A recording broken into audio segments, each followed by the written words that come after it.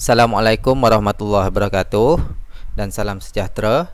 Jadi hari ini kita pergi pada bahagian 8 bagi topik 3 penakulan logik KSSM Matematik tingkatan 4. Bahagian 8 merangkumi standard pembelajaran 3.2.2 menentu dan menjustifikasikan keesahan suatu hujah didaktif dan seterusnya menentukan sama ada hujah yang sah itu munasabah. Ini untuk hujah didaktif. Jadi untuk bahagian 8 ini sedikit panjang, jadi minta bagi perhatian. Jadi hujah didaktif pada buku teks muka surat 75. Hujah didaktif yang sah adalah dalam bentuk hujah yang berikut. Dia ada 3 bentuk hujah didaktif. Bentuk yang pertama, premis 1, semua A ialah B, C ialah A, C ialah B bagi kesimpulan.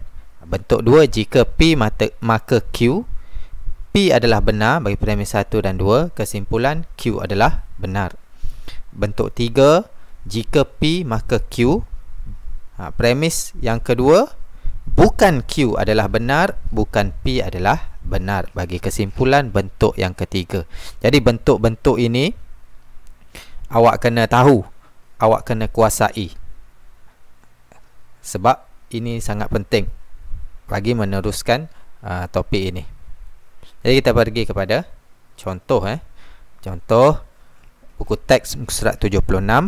Tentukan hujah didaktif ini sah ataupun tidak. Tentukan hujah didaktif ini sah ataupun tidak.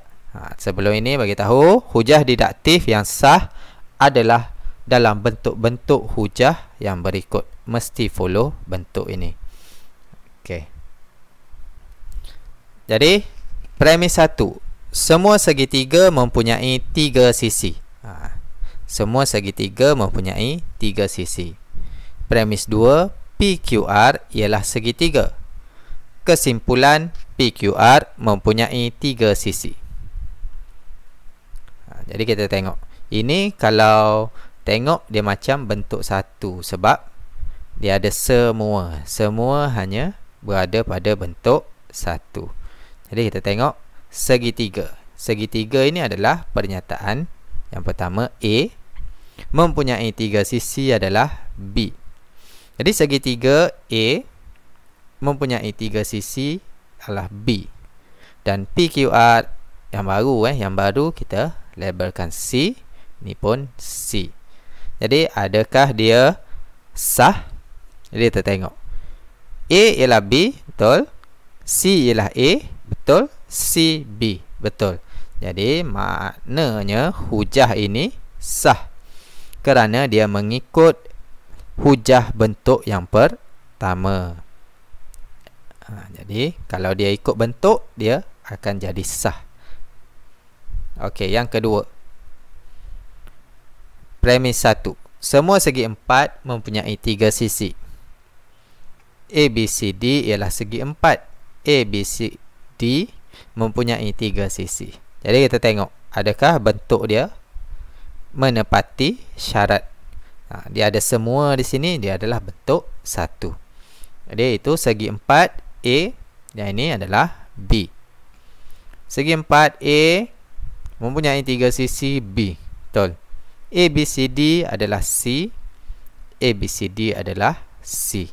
Jadi sama AB, CA, CB. Jadi ini pun sah kerana mengikut hujah bentuk 1.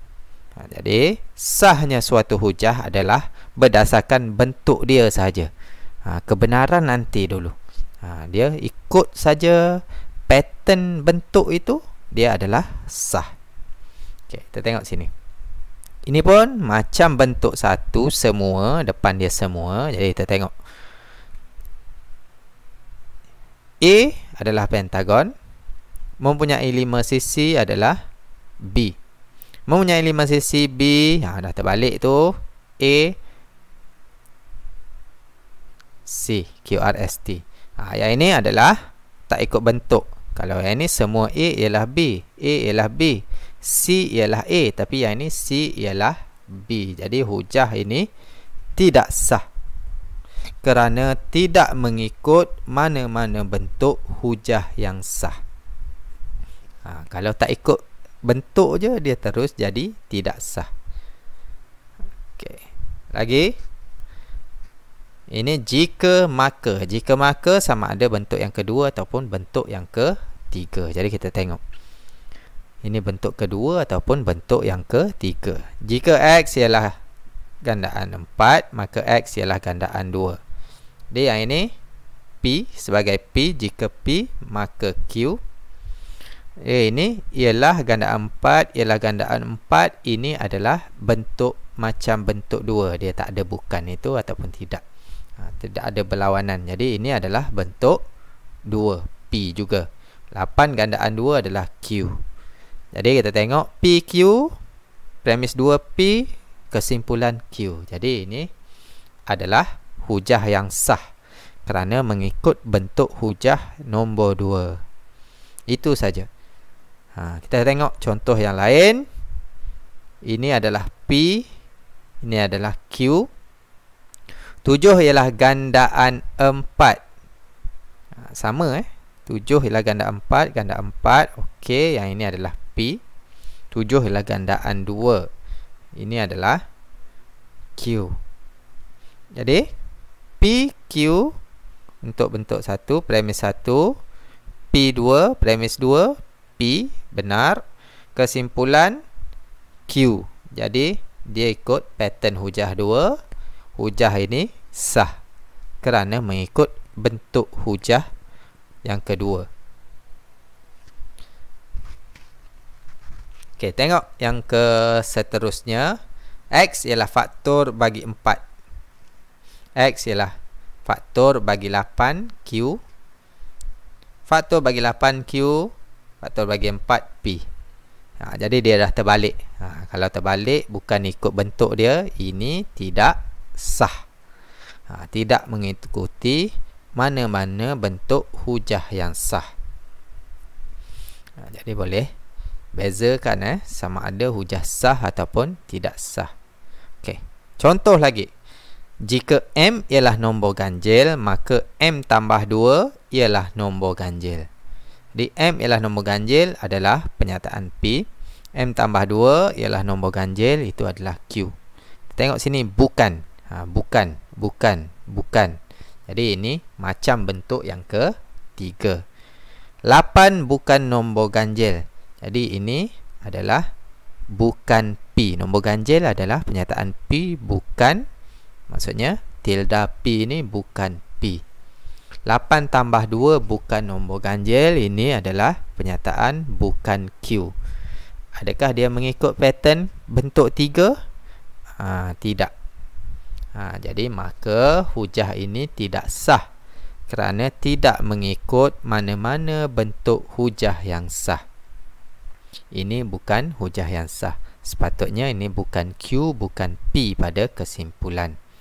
Tapi dia terbalik. Jadi ini bukan hujah yang sah. Okey. Jika A sama dengan 0, jadi yang ini adalah P. Yang ini adalah Q.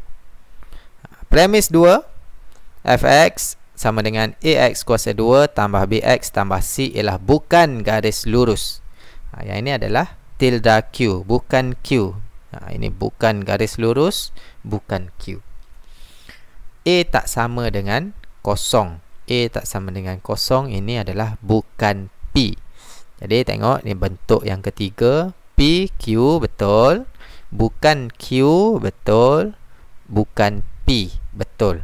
Jadi pattern dia betul. Jadi hujah ini sah kerana mengikut hujah bentuk yang ketiga. Jadi pergi satu lagi. K besar pada 5 adalah P. K besar pada 7 adalah Q. K kecil pada atau sama dengan 7 adalah bukan Q. K kecil atau sama dengan 5 adalah bukan P. Jadi ini ialah hujah yang sah kerana mengikut bentuk hujah nombor 3. Jadi kalau dia sah, dia mesti ikut 3 bentuk ini sahaja. barulah kita boleh katakan hujah itu sah. Pergi seterusnya, suatu hujah adalah munasabah apabila semua syarat berikut dipatuhi. Dia mesti hujah yang sah dan semua premis adalah benar. Untuk penyataan ini saya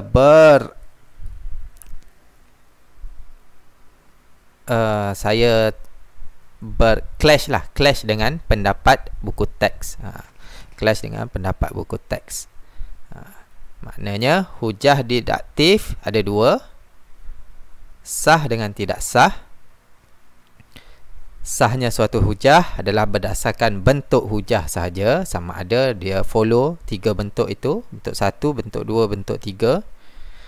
Hujah sah ada dua jenis, munasabah dengan tidak munasabah. Jika tidak sah, dia directly tidak munasabah. Sebab kalau dia tidak sah, dia dah tak follow bentuk. Jadi dia dah terbalik, maka nilai kebenaran itu sudah berubah. Jadi sebab itu saya clash sikit dengan pendapat buku teks. Lagi satu, saya tak jumpa lagi mana-mana reference selain buku teks yang mengatakan bahawa hujah, ada contoh hujah yang tidak sah merupakan hujah yang munasabah. Tak ada lagi saya jumpa mana-mana reference dalam mana-mana rujukan, sama ada internet ataupun buku. Jadi saya clash sikit dengan pendapat buku teks. Okey, contoh 18. Tentukan hujah didaktif munasabah ataupun tidak. Ini buku teks muka surat 76 lagi. Jadi saya ambil balik contoh yang sebelum ini. Yang ini adalah hujah sah sebab ikut pattern dia. Jadi kita nak tengok sama ada dia munasabah ataupun tidak. Kalau dia munasabah, premis dia mesti benar. Semua premis mesti benar. Apabila premis yang benar, dia akan membentuk kesimpulan yang benar. Jika ada premis yang palsu, maka dia akan membentuk kesimpulan yang palsu jika dia sah. Okey, kita tengok yang ini adalah penyataan yang benar. Okey, PQR pun adalah benar segitiga. Jadi PQR mempunyai 3 sisi, benar. Jadi hujah ini sah dan munasabah. Hujah ini sah dan munasabah. Okey, yang kedua, hujah ini adalah hujah sah, tapi kemunasabahan dia kita tengok bergantung kepada nilai kebenaran premis. Okey, premis 1 adalah palsu. Segi 4 mempunyai 3 sisi. Salahlah, segi 4 ada 4 sisi. ABCD ialah segi 4, benar. ABCD mempunyai 3 sisi. Ini palsu. Sebab tu saya cakap sebelum ini, kalau ada premis 1, premis yang palsu, kesimpulan dia akan menyebabkan menjadi palsu. Jadi ada satu palsu, jadi tidak munasabah. Hujah ini sah tetapi tidak munasabah. Okey, hujah ini tidak sah. Automatik kalau hujah tidak sah, dia adalah tidak munasabah. Dia tidak sah, dia dah terbalik dah. Dia dah terbalik dia punya pattern dia itu, menyebabkan nilai kebenaran dia pun akan berubah. Jadi apabila nilai kebenaran berubah, dia tak munasabah lah. Okey, contoh lagi. Ini hujah bentuk 2. Hujah bentuk 2. Hujah ini sah. Jadi kita tengok kemunasabahan dia. Okey, X ialah gandaan 4, maka X ialah gandaan 2. Betul. Sebab dia 4, 8, 12. 4, 8, 12 itu adalah juga gandaan 2. Dia adalah benar. 8 ialah gandaan 4. Benar. 8 ialah gandaan 2. Pun benar. Jadi semua benar. Jadi ia adalah munasabah. Hujah ini sah dan munasabah. Okey, seterusnya. Hujah ini sah, tapi kita tengok adakah ia munasabah? Yang ini benar. Dia punya premis 1 benar. Premis 2, 7 ialah gandaan 4. Palsu.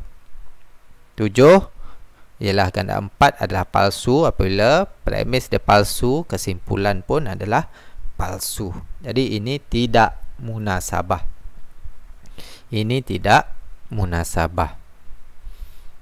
Okey, hujah ini tidak sah.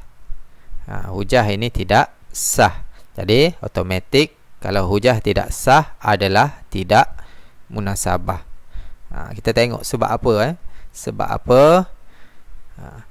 Okey, premis dan juga kesimpulan adalah benar, tetapi disebabkan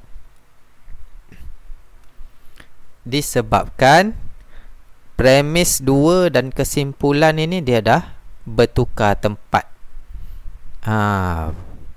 Premis 2 ini dah bertukar tempat. Kalau katakan yang ini 8 ialah faktor bagi 8 ialah faktor bagi 4. Dia dah jadi palsu. Jadi tak valid lah. Jadi dia tidak sah dan juga tidak munasabah. Dia tak valid and unsound. Okey. Seterusnya, hujah tidak sah automatik tidak munasabah juga. Okey, hujah ini sah. Jadi kita tengok kemunasabahan dia. Jika A sama dengan 0, fx. Jadi kalau A sama dengan 0, yang kuasa 2 ini tak adalah. Dia akan jadi bx tambah c. Jadi dia adalah garis lurus benar. Jadi fx bukan garis lurus benar, menyebabkan kesimpulan jadi benar. Jadi ini munasabah. Jadi ini munasabah. Okey, hujah ini sah. Kita tengok kemunasabahan dia. Jika K besar pada 5, maka K besar pada 7. Adakah dia benar? Tidak. Ini adalah palsu. Katakan K 6. Katakan K nilai dia 6. 6 memang besar pada 5, tetapi lagi kecil dari 7. Jadi itu palsu. Kita ada penafian di situ. Okey, yang ini benar. Walaupun dia benar, kesimpulan dia dah jadi palsu. Sebab premis 1 itu dah jadi palsu. Okey, jadi yang ini tidak munasabah. Hujah ini sah tetapi tidak munasabah. Jadi penting penting kena tahu hujah didaktif ada 3 bentuk. Bentuk 1, bentuk 2 dan bentuk 3. Dan juga ini hujah yang sah adalah munasabah ataupun tidak munasabah. Kemunasabahan mesti hujah itu sah dan semua premis benar. Kalau premis benar, dia automatik kesimpulan jadi benar.